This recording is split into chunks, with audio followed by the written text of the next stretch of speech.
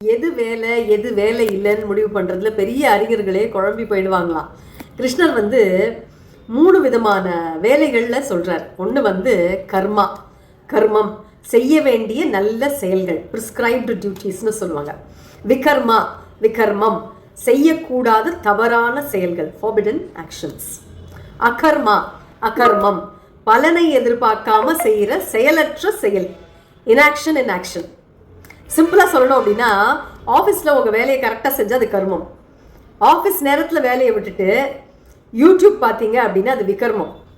ஆனால் இந்த வேலை என்னோடது இல்லை, இது இறைவனோடதுன்னு ஒரு ஈகோலாம் இல்லாமல் செஞ்சால் அது அகர்மம்.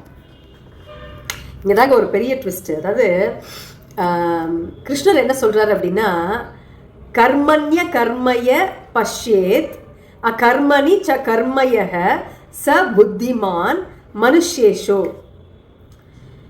செயலில் செயலற்ற தன்மையையும் செயலற்ற தன்மையில் செயலையும் யார் காண்கிறார்களோ அவனே மனிதர்களில் அறிவுடையவன்.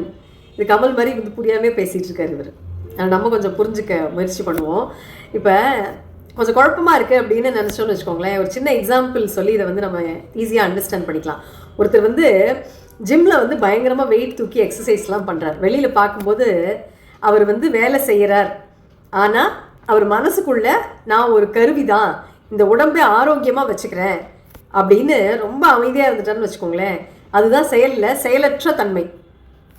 அவர் செய்கிறாரு, ஆனால் நான் ஒரு இன்ஸ்ட்ருமெண்ட்டுன்னு நினச்சிட்டாருன்னா செயலற்ற தன்மை. இன்னொருத்தர் அமைதியாக தியானம் பண்ணுற மாதிரி கண்ணை மூடி உட்கார்ந்துட்டுருக்கார். வெளியில் பார்க்கும்போது அவர் சும்மா இருக்கார். ஆனால் அவர் மனசுக்குள்ளே நாளைக்கு யார்கிட்ட சண்டை போடலாம், எப்படி பணம் சம்பாதிக்கலாம் அப்படின்னு பிளான் போட்டுட்டு இருந்தா அது செயலற்ற தன்மையில் செயல். அதாவது வெளியில் சும்மா இருந்தாலும் உள்ளே ஓடிட்டே இருக்கார் இல்லையா? இப்போ சொல்லுங்கள், யார் நிஜமாவே யோகி? கை கால் ஓடிட்டு இருந்தாலும் மனசு அமைதியாக இருந்ததுன்னு வச்சுக்கோங்க, நீங்கள் வேலை செஞ்சும் அக்கிரமம் செய்கிறீங்கன்னு அர்த்தம். அப்படி செஞ்சால் அந்த வேலையோட பாவம் புண்ணியம் அப்படி ஒட்டாது. அப்போ வெளியில் சும்மா இருக்கிறது அமைதி கிடையாது, உள்ளே சும்மா இருக்கணும், அதுதான் யோகம். ஆக வெளியில் நாம் செய்யக்கூடிய வேலைகள் எல்லாம் செஞ்சுக்கிட்டே உள்ளே மனது அமைதி நிலையிலே இறைவனோடு பற்று கொண்டு இருக்க வேண்டும். நான் செய்கிற எல்லாமே இறைவனுக்கு சமர்ப்பணம் என்று நினைத்து செய்வது யோகம். சிவாய நம.